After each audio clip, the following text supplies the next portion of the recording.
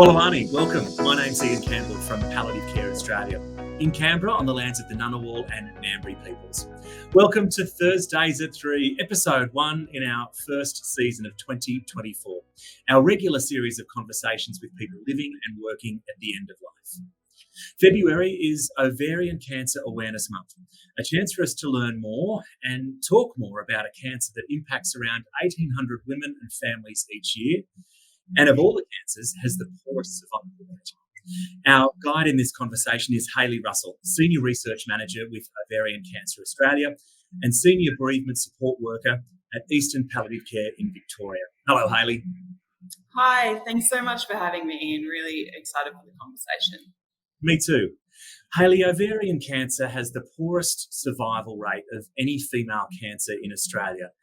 Will this be a hopeful conversation we're about to embark on? I think so, because I think there's so much that we can talk about, Ian, in terms of improving quality of life for women across the spectrum of their ovarian cancer diagnosis and treatment. So we need to be honest and open about the fact that about 49% of women after 5 years will have not survived their ovarian cancer.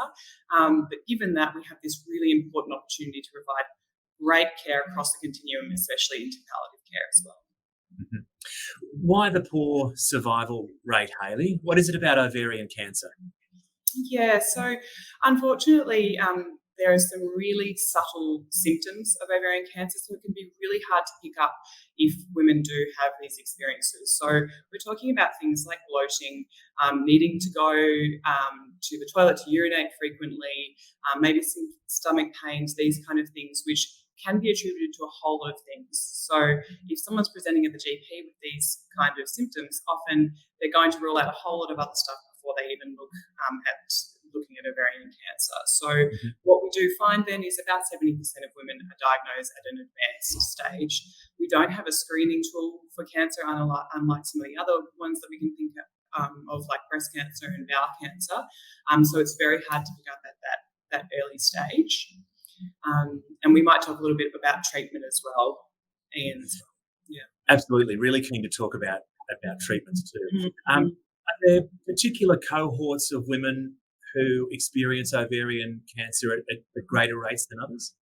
Yes, so really important to talk about the hereditary element of ovarian cancer. So about 20% of people with ovarian cancer will have a hereditary element there. So when we talk about aspects of hope. I mean, I could say a lot of things about what hope looks like, but if you do have a familial connection in terms of ovarian cancer, we can look at genetic screening, and there are aspects that you can look at in terms of, say, preventive hysterectomy. If you know that ovarian cancer is in your family and you have genetic testing, that would obviously reduce or eliminate your risk for ovarian cancer. So that's a really important one that we're trying to particularly talk about this ovarian cancer awareness month, is getting vocal, talking about your family history and potentially looking into genetic testing if you know that background is there for you.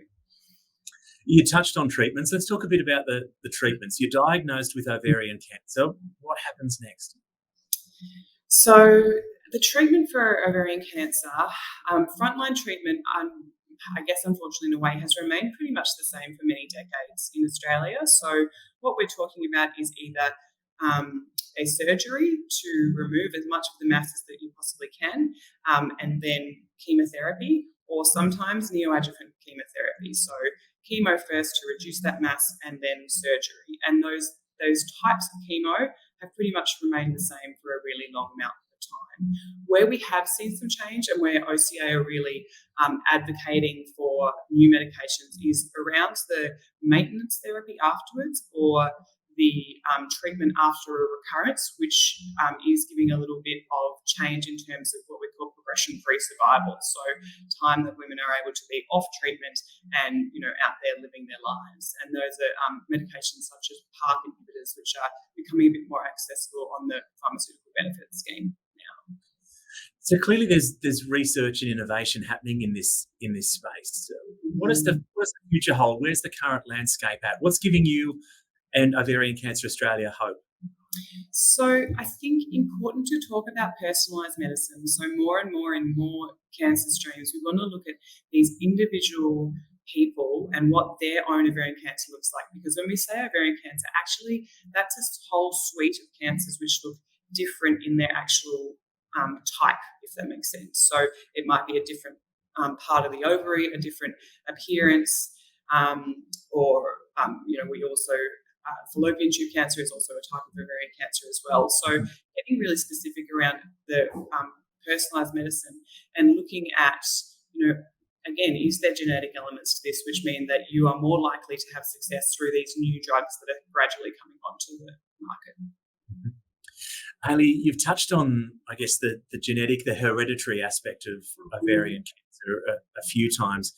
I imagine that's a lot for a family to carry. And I guess you as a counsellor that's helping people with these conversations around genetic testing and the pros and cons of knowing this stuff as a young woman goes through life.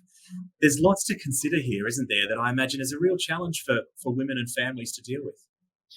Absolutely. I mean, look, I have this conversation pretty regularly, unfortunately, with women who will say, I have this diagnosis now. Now I know there is a genetic element, and I feel this sense of guilt that this is something that I potentially have passed on to daughters, nieces.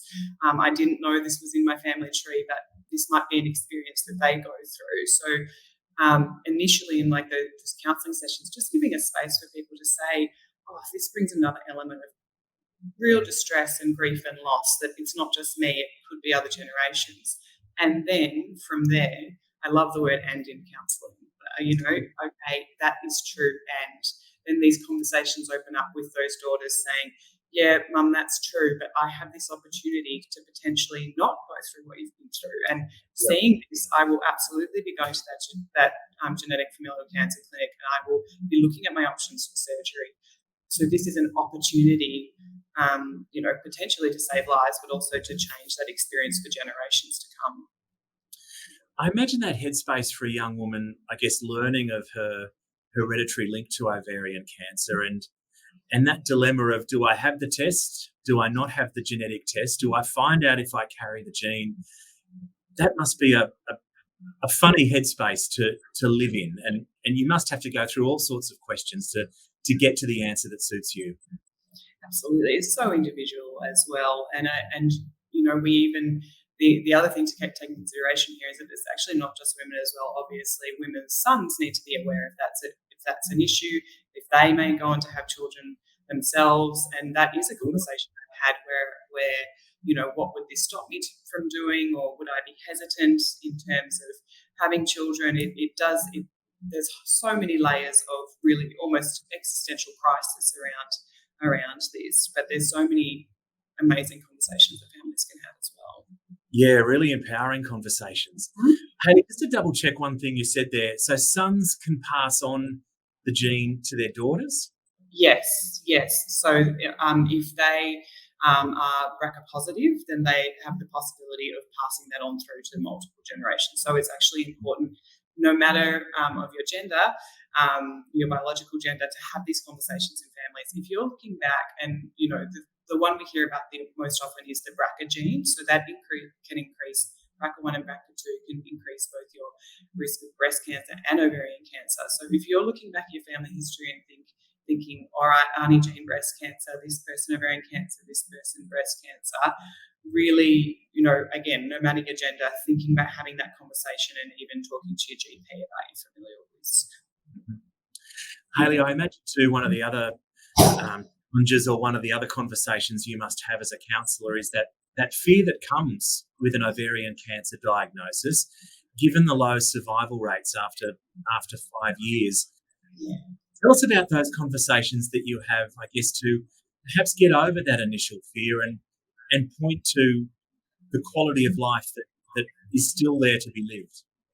Absolutely. And this is, a really great conversation for us to have, Ian, because I think it takes away some of the stigma and the worry about even the idea of palliative care or the ideas around worries about recurrence and death and dying. So we know it's an issue for people right from that starting point of diagnosis. What is this going to look like? A lot of women pretty quickly know about statistics. So, okay, what's it going to look like if I have a recurrence? And what is that going to look like from there? So we have a lot of conversations around, especially in the initial times, around what is important to you right now in treatment, right now maybe coming through into the time after treatment when you might have a little bit more freedom. What are your goals? What are your values that you want to live by? So that, because there's this really distressing thing around identity that women feel like, my whole identity just became cancer. All I was doing was treatment, thinking about cancer. So that wish to get back to other aspects of their life is really strong. And it's an incredibly challenging conversation as well. However, I think there is a freedom in having the conversation openly. Often, maybe talking to one of the counsellors here or one of the nurses here is the first time that they've openly had that conversation. I can't talk to my family about that. That's too scary at this time for them. But I need to start talking about openly with someone so I can talk about my fears, talk about what I want, and maybe eventually open up that communication with others. Hayley, it sounds like you introduced the idea of palliative care really early on in the piece. Those values about living well, that's palliative care. But for many with a cancer diagnosis, they perhaps don't experience palliative care until the last months or weeks or even days before death. You're introducing it much earlier by the sound of things. Yeah, absolutely. I think, again, because it's, often it's a reality that people want to talk about. They want to, and sometimes there can be a stigma even from raising that within their own health professional team. They don't feel they can say to their oncologist, all right, now I've had my initial treatment, I've had a recurrence. What happens if this treatment doesn't work? Where do we go to from there?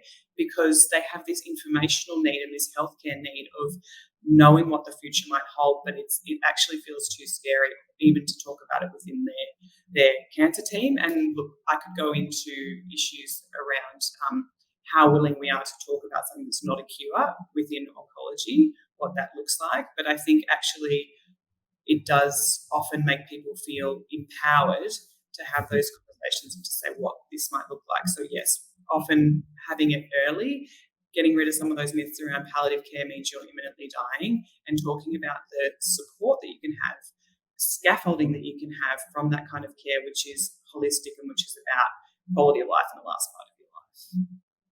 Hayley, just to tease out one of the points I think you were raising there, and I guess it's around the cancer space and the hope that clinicians try to give their patients, and indeed the hope that is there for many cancer diagnoses these days. We've had great leaps and bounds in cancer treatments, and people live long and happy lives after a cancer diagnosis. Yeah. But often there's a barrier there from clinicians to talk about palliative care within the mix of a cancer diagnosis, because they want to provide that hope to the people sitting across from them. Are there some lessons there for clinicians to learn as well? Are there some barriers there that we need to be aware of from a clinician's point of view? Yes, absolutely. So I think, we did some really interesting research with the University of Sydney around a whole lot of experiences for women. And one of the connections we found is that having informational needs that weren't met was leading to emotional distress. So behind the scenes, this emotional distress was there if they weren't able to have that honest conversation, essentially. So, thinking for clinicians about how that might help women in terms of planning the kind of conversations they're having with their family. But also, I think, to look at another side of it is just, I think it comes down to being curious about what this person sitting in front of you needs, informationally, because some people will say, I want all the information, and others will say, I think I need to be where I am right now, and then a bit down the track, I need a little bit more information on some aspects of that. I also, sadly sometimes hear about these conversations not happening appropriately. So conversations around palliative care happening in an open ward without a family member there in the middle of the night. Okay, you're going to need palliative care, we're referring you to palliative care. So being really sensitive around that conversation as well is so crucial, I think. Tell me, what impact does having that curiosity and sharing that information right up front and really well and really openly, what impact does that have on grief and bereavement for family and friends who are left when someone does die? If their palliative care experience has been positive and that curiosity and that information is there, what are the flow-on effects for people's grief and bereavement and how they handle that phase of their life? Yeah, and this is something that is really important for me to talk about as well. When I'm not here at Ovarian Cancer Australia, as you said, I work at Eastern Palliative Care, and my work is all with families afterwards. So we're working in the 13 months doing bereavement counselling, doing bereavement support groups.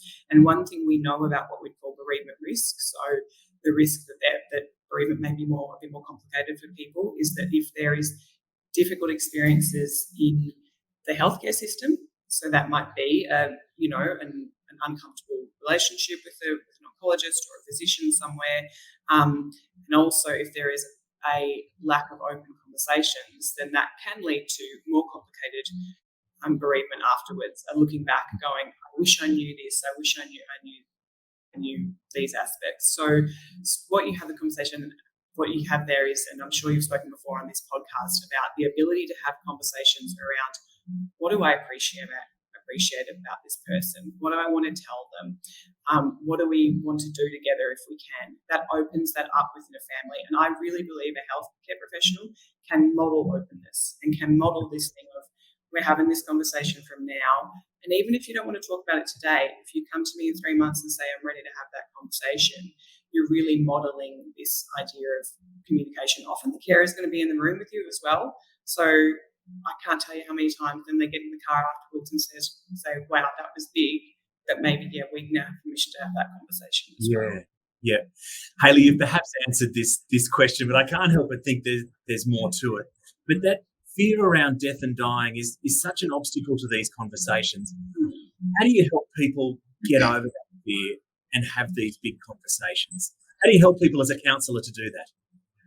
First thing I do is acknowledge that, of course, it's scary. Of course, this is incredibly scary, and it comes, for women with ovarian cancer after a long period of treatment and, potential. Often I talk about trauma. The trauma of having these life and death situations. So, the first thing we say is, of course, there is actual anxiety that is behind this and fears and these kind of things. So acknowledging them first of all, but then, often getting into, well, what does the fear look like? Is the fear that I'll have pain? Is the fear that I will have, experiences with ovarian cancer? Sometimes there can be a lot of ascites, so a lot of bloating and, liquid essentially in the abdominal area. Does that make heavy fears around shortness of breath? So what can we actually address there? Or is the fear around I won't get the chance to have this conversation, or maybe I will be alone? So there's fears that we can talk really practically about in that way. And when you said the word hope a few times in our conversation, and what I really believe in is reframing hope. Okay, hope's not going to look like your first diagnosis. We really hope would be you're going to get rid of this ovarian cancer. It's never going to come back. That doesn't look like that anymore. But what does hope look like in terms of where you want to be, quality of life, those kind of things? Hayley, I'm keen to talk to you about your Churchill Fellowship. But before we move on to that, I'm keen to talk to you a bit about Eastern Palliative Care. It just seems like an amazing place to work. And I'm sure I spent some time on the dance floor with some of your colleagues from Eastern Palliative National Palliative Care Awards in September last year in Sydney. It's a special place. There are a special group of people at Eastern Palliative Care. Absolutely, they are. So we last year, particularly, that was around our volunteer service. So our volunteer service won an award last year. We have at this stage, I think it's over 250 volunteers who work with Eastern Palliative Care to provide companionship. There are hairdressers, there are people who walk dogs. We have an amazing biography program helping people to write their story, and that is such a strong part. So obviously we're providing nursing, palliative care physician, massage, OT, all of these kind of elements. But, for some people, that volunteer who just comes and sits with them or sits with someone so that their carer can go out is their most important part of their palliative experience. We're the largest community palliative care provider in Victoria, so we cover a whole lot of areas from right in, the inner city right out into the Yarra Valley there. So all sorts of different needs, but they are an amazing team. And from my point of view, leading up the bereavement team, really comprehensive bereavement services. And because we create these beautiful relationships with families where they trust EPC, that comes through to bereavement, and they're willing to pick up the phone and have a chat to me afterwards because that rapport's really there. It's is an amazing organisation. Hear, hear. Hayley, your 2023 Churchill Fellowship took you to Canada, the US, Belgium, and Switzerland to look at the supports that are in place to look after families and friends where a person chose voluntary assisted dying. What did you take away from that experience? Yes, yeah, hard to summarise, Ian. There's a 60-page report out there somewhere that people are very welcome to Google Hayley Russell Churchill Fellowship and they will find it out there. But essentially, I mean, to speak to the need here, we know that voluntary assisted dying is now legal in all states of Australia, has been in Victoria since 2019, and working on the front line as a bereavement worker, immediately began to talk to people and just notice nuances really in bereavement experiences. And I'm thinking, well, we've got no evidence here. You know, I do like to go to the research, the evidence. We have no evidence about these people's experiences. And so looked overseas, applied for the fellowship and was fortunate enough to get it. And then go and speak to, as you said, US, Canada, Belgium and Switzerland, and talk about things like, okay, opportunities for preparedness, for instance, the feeling that people had that they could plan where they were going to be, how it was going to be for them, have those really open conversations. And then also feelings of worry and anxiety around the day itself. What's that going to look like?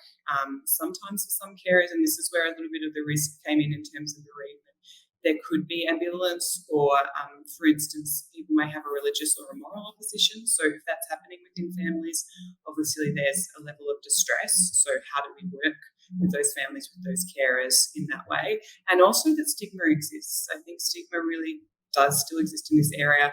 We conflate ideas around voluntary assisted dying and suicide, and there can be a judgment of choices there. So in bereavement, that can cause social isolation and people to not feel that they can be open about the way that their loved one has died. And so was really fortunate to then sit in on things like support groups where people had an open space to talk not just about death and dying, but about the fact that this is the particular way that my person died, and be with other people in the same situation. Really unfair of me to ask you to try and bull your Churchill. But I did it. But you did it well, and I'll include a link to your full report in the show notes as well, because it's such a live conversation for the palliative care sector and the relationship with voluntary assisted dying. So I'll include a link to your Churchill Fellowship report in the show notes. Hayley, as we said, February is Ovarian Cancer Awareness Month, raising funds for research through TLT events. The teal ribbon that you're wearing beautifully today, or making a donation on Giving Day on the 28th of February. There are a few things that people can do to support Ovarian Cancer Awareness Month. But Ovarian Cancer Australia also calling for better laws and policies and greater access to affordable treatment options. Tell us some more about those roadblocks that Ovarian Cancer Australia is looking to help people get over. Sure, yeah. So this is a big part of our advocacy, and I touched on it before, so that if we feel that treatment is changing slightly, we need to make sure that's happening in an equitable way so that all people have access to these things. So pharmaceutical benefit scheme is one of the things that we are very present in having our staff go up and speak to the PBS around why different medications, PARP inhibitors are a really good example of medication which has shown efficacy, especially for people with the BRCA gene, why that should be actually accessible, so not tens of thousands of dollars, but on the PBS accessible in that way. And then, so we think about things like clinical trials, for instance, as well. We're really keen that all people with ovarian cancer have the same access to clinical trials, and we see that can change depending on where you live in Australia as well. So rural and regional, it can be a lot tougher for people to access the information to be able to potentially access a clinical trial. We have a research project in that area as we speak. So really creating that equity of access around new treatments as they come up, and absolutely big advocate for equity to access to palliative care as well and advice around palliative care. That rural city divide is such a roadblock in so many different areas, isn't it? It is, but one thing I'll briefly say on that is very, very proud of our teal support program that we have in Ovarian Cancer Australia. So our teal support program provides a individual nurse to women with an ovarian cancer diagnosis, through their diagnosis, through their treatment. It's all via telehealth, so it doesn't matter where you are in Australia. And we actually find both of the teal support nursing program and also our counselling psychosocial services that we do have a significant proportion who are either regional or rural, so they're not necessarily able to get that specialised support at their hospital, but all of our nurses on our team are gynecological nursing, cancer nursing trained, and they have conversations directly with teams about, okay, this is actually our suggestion that might help the women that you're working with. So it does provide a bit more equity of access, we think, in that way. Yeah, great sounding service. You'll find more information on the Ovarian Cancer Australia website, a whole host of ideas there about how you can get involved and support Ovarian Cancer Awareness Month, and I'll include a link in the show notes. Hayley, just finally, what does working with death and dying bring to your life? What do you take away from your work into your personal life? What an amazing question. I think anyone, Ian, who works in this area sometimes gets from the general public, or, if you're out at a party or whatever, oh my gosh, how depressing. How could you possibly do that? Those kind of responses. And kills a dinner party, doesn't it? Well, maybe, but I always say, it's that approach that actually is a real disadvantage for us. The idea that we would find it depressing, I don't find it depressing. I think I'm just working with people at all stages of life, and that those people are people with stories. And I always say in my counselling rooms at Eastern Palliative Care, I'm sitting there talking about love, talking about care, talking about an incredible life which existed for a long time up until a cancer diagnosis or an MND diagnosis. And I often joke that, people will think I'm not doing bereavement counselling because we'll be laughing at something, that the person did, and it's not just this dark aspect in that way. So it brings to me, a real knowledge about that whole spectrum, and I get to witness so much, love within families, and I feel very grateful for that, to be honest. Hayley, such a treat to spend this time with you and share your wisdom and your work with the world. Thank you so much for your time. Thanks, Ian. It was great. Thank you. Hayley Russell there, Senior Research Manager with Ovarian Cancer Australia and Senior Bereavement Support Worker at Eastern Palliative Care in Victoria. As I say, you'll find more info on the Ovarian Cancer Australia website. Thanks so much for tuning in to Thursdays at 3, whether that's via PCA socials or Spotify, and engaging in matters of life and death. You'll find advice, tools and support at the Palliative Care Australia website, where you can also make a donation to support our work. See you next time.